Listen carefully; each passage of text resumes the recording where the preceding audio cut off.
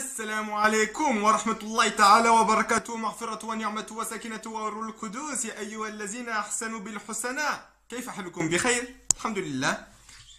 Ça fait longtemps. Certains j'ai manqué, certains j'ai pas manqué. Certains je vais encore manquer, certains je vais pas encore manquer. Voilà, je voulais faire une petite vidéo parce que l'inspiration m'est venue. Et beaucoup de personnes disent il n'y a pas de numérologie en islam, il n'y a pas de numérologie dans le Coran, la numérologie c'est sataniste, donc il ne faut pas se fier à la numérologie. Qu'est-ce que je peux leur dire à ces gens-là? De un, je peux leur dire que, effectivement, la numérologie n'est pas une finalité. La numérologie ne peut pas tout expliquer. La numérologie, c'est comme du poivre au-dessus d'un œuf cuit sur une poêle. Voilà. Voilà c'est quoi la numérologie. Ce n'est pas l'œuf, ce n'est pas le blanc d'œuf, ce n'est pas le jaune d'œuf. La numérologie, c'est juste les petites épices que tu mets au-dessus du blanc d'œuf. Ou du jaune d'œuf. Comme tu veux. Ou les deux. Mais enfin... Donc, il faut certes faire attention à la numérologie parce qu'on peut faire dire tout et n'importe quoi au numéro, mais dire que Allah, il ne sait pas compter, que Allah n'est pas un comptable, Yawmul Hisab, c'est le jour des comptes. On se demande c'est qui va faire le jour des comptes si c'est pas Allah, hein? Non, la numérologie, elle a sa place dans la religion, elle a sa place dans la science divine. Même si ce n'est pas une finalité, même si ce n'est pas le repas. La numérologie. La numérologie, ce n'est ni plus ni moins que des épices en plus qu'il y a sur le repas pour goûter mieux la nourriture divine. En l'occurrence, où sont les preuves que la numérologie fait partie du Coran, c'est-à-dire la science numérique? Je vais vous montrer au tableau. D'accord? À tout de suite. Comment le tableau il se présente? Donc, sourate 2, Al-Baqarah. Contenant 286 versets. Al-Baqarah.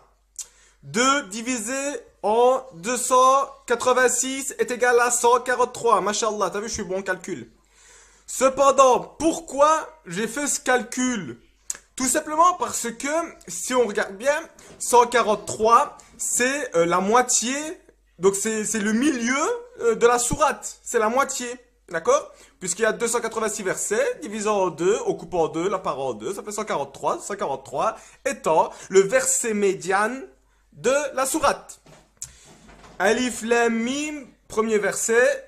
286, le 286, c'est La yukallifullahu nafsan illa wus'aha. Et qu'est-ce qu'on voit donc au milieu, 143, qu'est-ce qu'on peut lire? Wa kazalika ja'alnakum ummatan wastan. Et c'est ainsi que nous avons fait de vous une communauté de juste milieu. Une communauté du milieu.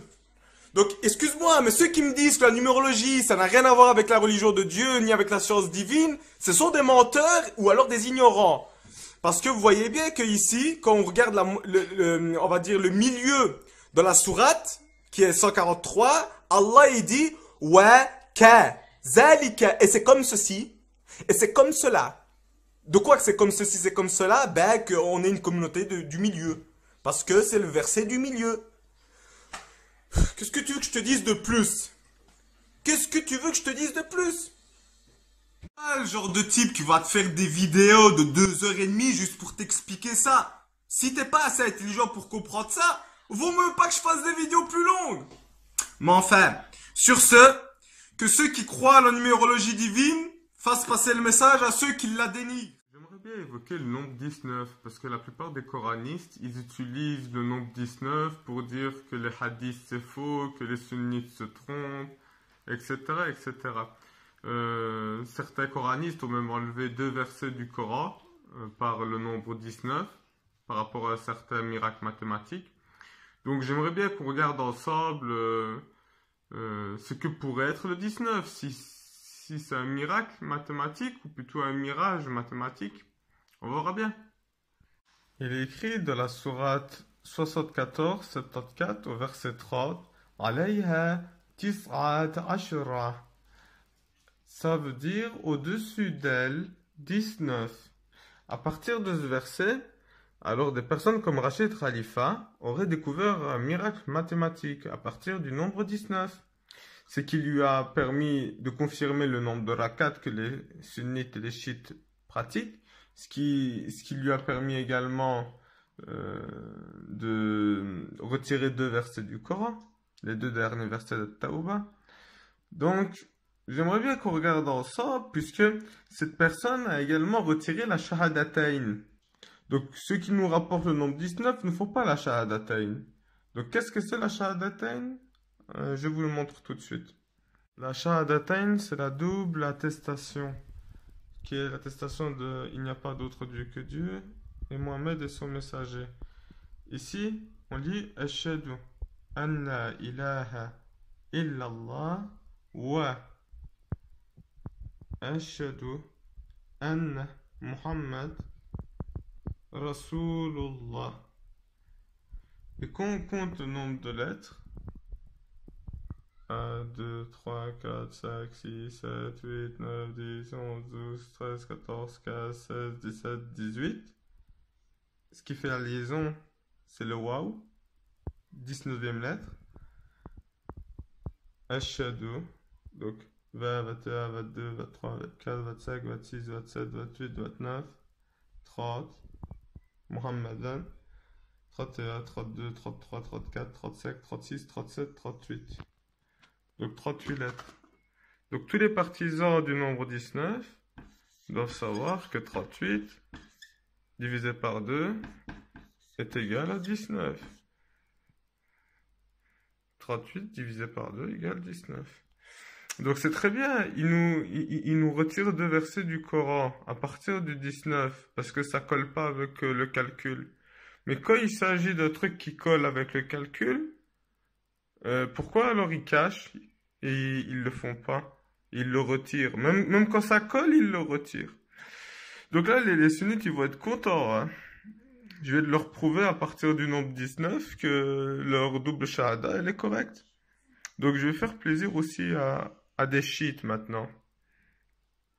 Donc les chiites, ils ont une particularité, c'est de sacraliser les 5 personnes d'Ahlul Bayt. Donc Mohammed, Ali, Hassan, Hussein et Fatima. Et donc quand on comptabilise le nombre de lettres qu'il y a dans ces 5 noms, on peut compter 1, 2, 3, 4, 5, 6, 7, 8, 9, 10, 11, 12, 13, 14, 15, 16, 17, 18 et 19. Donc le 19 il marche partout, hein, les coranistes. Il n'y a pas que pour vous, hein, même pour les chiites et les sunnites, ça fonctionne. Voilà. Alors le 19 c'est A, le premier, et c'est 9, le dernier. On est d'accord? L'alpha et l'oméga. Al-awwal wa al-akhir. Ah ben regardez. Hop, hop, hop, hop. Voilà. Magie. Allah est Al-Wahid. Le premier, Ahad. Et il est le dernier, Al-Akhir. Si on additionne les deux, on obtient 10. 10 représentant la ilaha, la ilaha, il n'y a pas de Dieu, 0, et illallah, qui représente, excepté la divinité par-dessus tout.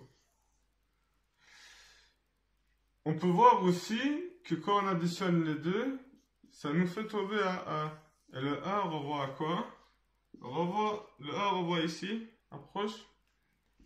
Hop, ça fait Allahu Ahad.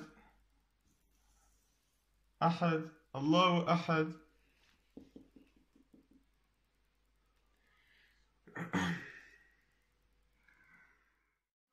Que la paix soit sur vous, mes amis coranistes. Je dois vous parler d'un petit sujet. Effectivement, vous dites que vous ne suivez que le Coran. Très beau, n'est-ce pas? Mais j'ai un petit problème avec ce que vous dites. Parce que nous savons qu'il existe plusieurs Corans. Et les sunnites ne s'en cachent pas. Il existe plusieurs variantes. Et qu'est-ce qu'ils disent les sunnites? Ils disent oui, c'est vrai, il existe plusieurs lectures, mais ça ne change pas le sens. Ok. Il faudrait leur demander, qu'est-ce que ça implique, plusieurs lectures? Et en quoi ça ne change pas le sens? On va voir s'ils disent la vérité. Et les coranistes, n'avez-vous jamais entendu les sunnites vous dire comment pouvez-vous rejeter la sunna alors que vous suivez un Coran rédigé à partir de cette même tradition orale? Je ne pense pas que les sunnites savent vraiment de quoi il s'agit quand ils disent ça. Je pense qu'ils ne font que répéter ce que leurs chouyours ont dit. Mais vous, les coranistes, vous répétez la même chose que ce que les sunnites disent, sans même savoir de quoi il s'agit réellement. Oui, c'est vrai. On sait qu'il existe plusieurs lectures différentes, mais ça ne change pas le sens. Nous avons qu'un seul Coran. Ok. Mes frères coranistes, vous rejetez la sunna, mais vous suivez un Coran issu de la sunna. Vous rejetez les chouyours, mais vous suivez une lecture canonisée par un cheikh. Je vous invite à faire des constats par vous-même. Prenez un Coran en Warsh, prenez un Coran en Kulbun, prenez un Coran en Douri, prenez un Coran en Hafs. Les Corans que vous lisez sont issus de ces chouyours dont ces lectures portent leur nom. Donc quand vous nous dites que vous suivez le Coran et que vous rejetez la sunna, s'il vous plaît, allez jusqu'au bout de vos pensées et jetez ça aussi. Jetez ce Coran aussi. Oui, mais Allah, il a protégé son livre. Il y a une ayat, il est écrit que Allah, il protège le Coran. Est-ce que vous vous moquez de nous? Est-ce que vous vous moquez de nous, s'il vous plaît? Les sunnites diront, mais nous n'avons pas de problème avec ça. Le hadith, la sunna nous dit que le Coran a été révélé sous 7 uhruf, sous 7 lettres, sous 7 lectures. Malheureusement, on a beaucoup plus de lectures à disposition. Et d'ailleurs, les ulama, certains disent il y en a 13, certains disent il y en a 10, certains disent il y en a 7. Mais, ce qui est sûr, c'est que factuellement, nous en avons plus de 13. Les coranistes vont me faire encore très rire, faut rire même. Ils me diront, ah, tu dis que le Coran est issu de la sunna? Tu crois pas au Coran, toi? Tu crois pas que Allah, il a protégé le Coran? Mes amis coranistes, s'il vous plaît, arrêtez de faire les hypocrites. Pourquoi vous ne dites rien de ceux qui rejettent 2 versets du Coran? Oui, des coranistes qui rejettent 2 versets du Coran. On connaît les raisons. On connaît les raisons. On les connaît. D'accord? Les raisons, c'est que selon les hadiths, Saïd Abi al-Khudri était le seul témoin de ces 2 ayats, de ces 2 dernières ayats de la sourate At-Tawbah. Et donc les coranistes se servent de la sunna pour dire que les 2 versets du Coran sont faux. Et après ils vont nous dire qu'ils rejettent la sunna. S'il vous plaît, un peu d'honnêteté, non? Ça ne ferait pas de mal, je pense. Pardonnez-moi. Il y a aussi un autre fait, un autre constat, qui nous fait plonger dans une sorte de trou noir, troublant, je dirais. C'est que les coranistes disent, nous ne sommes pas tenus de suivre le livre de Bukhari. Nous ne sommes pas tenus de suivre Sahih al-Bukhari, puisque le Coran ne mentionne pas Sahih al-Bukhari. C'est vrai, le Coran ne mentionne pas Sahih al-Bukhari. A contrario, le Coran mentionne Al-Tawrat, Al-Injil, Al-Zabur, Al-Zubur al-Nabiyyin, qu'on ne connaît pas. Même si le nom Sahih al-Bukhari est écrit dans le Coran, vous ne le suivrez pas. Puisque la Torah, l'Injil et le Zubur sont écrits dans le Coran, mais vous trouvez encore un moyen pour ne pas les suivre. Venons maintenant à l'écriture du Coran. D'accord? Lorsque vous lisez Surat al-Fatiha, à la fin, à l'avant-dernier verset,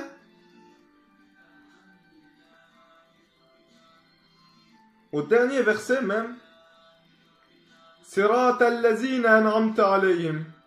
Sirat al-lazin. Sirat. Sirat. Sur quoi tu te bases pour dire que là c'est écrit Sirat? Sur un Coran Hafs, sur un Coran Warsh peut-être, qui est issu d'une sunna. Pourquoi ce serait pas écrit à la place Zirat al-Mustaqim, Zirat? Pourquoi pas Zirat? Pourquoi Sirat? Ok, d'accord. Que ce soit Zirat, que ce soit Sirat, il n'y a pas de problème. D'accord. Ça ne change pas le sens, mais ça change le mot, me diront-ils. Il existe encore d'autres versets, mes amis, mais ce n'est pas le seul. Surat al-Bayyinah. Surat al-Bayyinah. Rasulun min Allah yatlu suhufan mutahhara. Rasulan min Allah yatlu suhufan mutahhara. Pourquoi mutahhara? Vous rejetez la sunna, mais vous lisez mutahhara. Pourquoi pas muzahira? Pourquoi vous lirez pas muzahira? Des feuilles dévoilées après qu'elles aient été mubattila, cachées, dissimulées. Pourquoi mutahhira?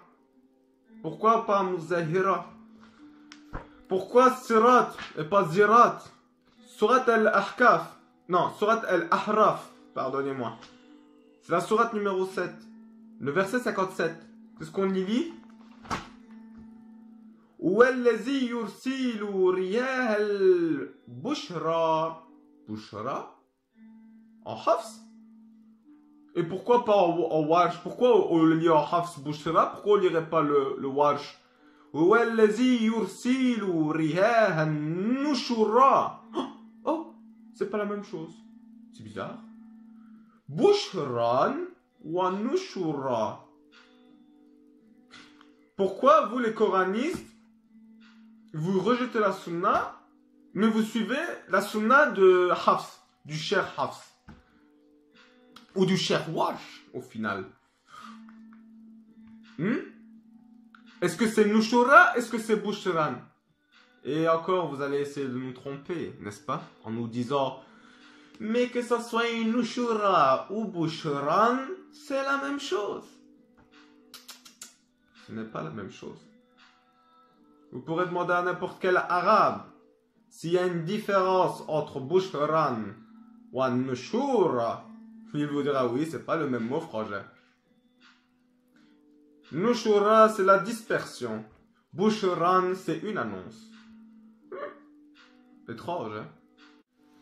Par exemple, ici, moi, dans mon Coran, Alhamdulillahi Rabbil Alamin. Après le Aïn, il y a un Elif. Il y a un Elif ici après le Aïn. Ou même Maliki Yawmiddin. Il y a un Elif après le Malik. Après le mime du Malik. Il faut savoir. Les coranistes me diront c'est le prophète Mohammed qui a écrit le Coran. Ouais, mais quand il a écrit le Coran, il a écrit avec un Elif ou il a écrit sans Elif? Dans la sourate al-Fatiha. Quand il a écrit le Coran et qu'il a rédigé la sourate 7, Al-Ahraf, au verset 57, est-ce qu'il a écrit Nushura ou Bushran? C'est très bien. C'est très bien. Vous me dites non, le Coran il n'est pas issu de la Sunna, c'est le prophète qui l'a écrit. Ouais, mais quoi, il a écrit combien de Corans? Il en a écrit 13, 14, 15. Allah, il a envoyé le dernier message, le dernier prophète. Voilà. les musulmans, les coranistes, je dirais même, et les musulmans d'une façon générale, nous disent que Mohammed est le dernier prophète. Sur base de quoi, mes amis? C'est sur base de quoi que vous nous dites que Mohammed est le dernier prophète? Mohammed n'est pas le père de l'un de vos hommes, mais le messager de Dieu et le dernier prophète. Oh, ben voilà. C'est écrit dernier prophète. Non! Mensonge, tromperie, manipulation, tahrif. Khatam al-Nabiyyin. Ah! Khatam al-Nabiyyin. Ah, moi qui pensais que c'était écrit Akhir al-Nabiyyin. On m'a trompé alors. Donc on m'a trompé en me traduisant Khatam al-Nabiyyin par dernier prophète. C'est une tromperie. Ça veut dire sceau des prophètes. Sceau des prophètes. Khatam al-Nabiyyin. Mais les mufassirs disent que Khatam al-Nabi, c'est une fin. Donc comme c'est une fin, on ne traduit pas sceau des prophètes, mais dernier des prophètes. C'est plus simple pour vous arriver à la compréhension qu'on veut vous faire avoir, à l'endoctrinement qu'on veut vous faire. Qui vous dit qu'on lit le mot Khatam al-Nabiyyin avec Khatam? Pourquoi on dit Khatam? Déjà, dans le mot Khatam al-Nabiyyin, il y a le mot il y a la lettre Alif. Déjà, vous pouvez enlever les Alif dans le mot Khatam. Vous pouvez l'enlever les Alif. Pourquoi? Renseignez-vous sur Abdel Malik, mes amis. Renseignez-vous sur Abdel Malik. Oui, le calife. Il va peut-être vous donner une réponse sur les Alif. Oui, parce que c'est lui qui les a mis. C'est lui qui les a incorporés. Et pourquoi vous lisez Khatam? Pourquoi les deux points au-dessus du T, on ne les mettrait pas au-dessous? Khayyam. Khiyam. Khiyam. Khayyam. Khiyam. Voilà. Khayamim. Pourquoi Khatamim? Pourquoi? Parce qu'encore une fois, vous suivez un Coran issu d'une tradition. Ce qui a fait qu'ils lisent le mot Khatam pour le faire arriver à la compréhension de dernier, ce n'est ni plus ni moins qu'une invention de hadith qui dit que je suis le dernier prophète, il n'y en aura pas d'autre après moi. Ça vient de ce hadith, le mot Khatam. Vous savez ça? Mais en réalité, c'est pas la racine Khatamim qu'il faut lire, mais la racine Khayamim. Et ça change tout le sens. Khayam al-Nabiyyin, ça ne veut plus dire dernier, ni sceau, ni fin, mais plutôt la moralité, les mœurs, le comportement des prophètes. Donc, mes amis coranistes, je n'ai qu'une chose à vous dire, c'est que vous n'êtes ni plus ni moins que des sunnites refoulés. Et je vous le dis avec beaucoup de tristesse, j'étais moi-même coraniste d'une certaine façon. Je suis entré dans le coranisme il y a 7-8 ans maintenant. Et malheureusement, je vois que nous ne sommes pas différents des sunnites. Nous sommes même pires. Parce que nous avons fait des choses et nous disons des choses que même les sunnites n'auraient jamais eu la prétention ou le courage de dire. Jamais aucun sunnite n'aurait eu le courage de retirer 2 versets. Oui, mes frères, les 2 derniers versets, il y a une explication à ça, ok.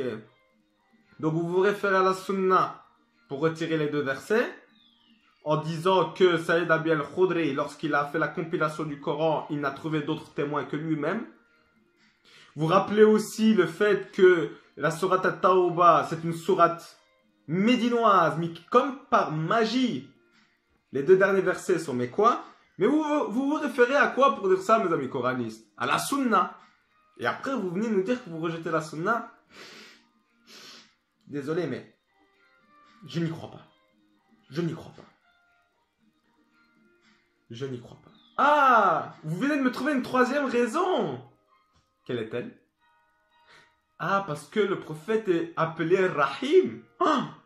Oh, que c'est grave. On fait du shirk.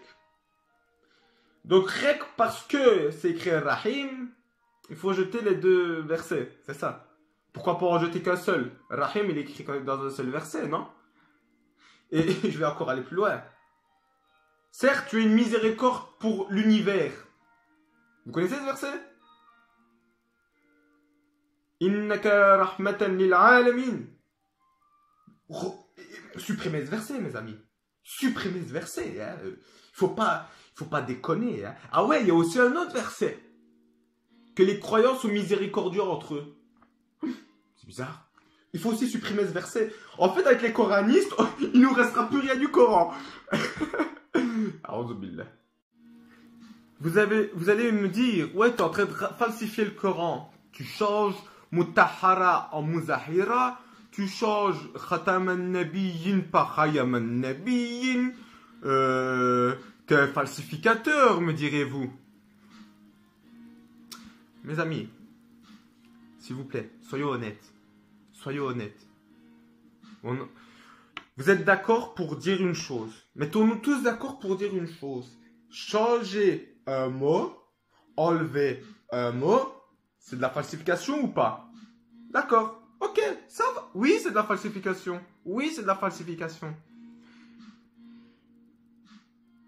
Vous venez d'avouer que le Coran a été falsifié.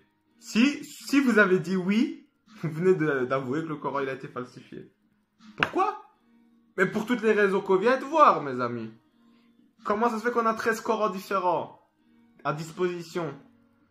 Hein? Et que des mots changent. Par exemple, dans Warsh, il y a même un passage dans la sourate numéro 27, si je ne me trompe pas, où même le huwa, l'article, le pronom huwa, pour désigner Allah par exemple, a été enlevé dans un verset. Dans le verset Warsh. Tandis que dans le Hafs, il est présent le huwa, l'article huwa. Dans un certain verset de la sourate 27, si je me souviens bien. Donc, mes amis, si vous devez accuser quelqu'un de falsification, ne m'accusez pas moi. Mais accusez ceux qui ont écrit votre Coran, les Corans que vous lisez. Vocalisez, diacritisez, voyez, lisez de la façon comme on nous le présente. En effet, les premiers manuscrits coraniques ne contenaient pas de voyelles ni de diacritiques. Ça doit vous mettre la puce à l'oreille en fait. Et ça doit vous convaincre davantage que les coranistes suivent la sunna, en vérité. السلام عليكم ورحمة الله تعالى وبركاته ومغفرته ونعمته وسكنته وروح القدوس يا أيها الذين أحسنوا بالحسنى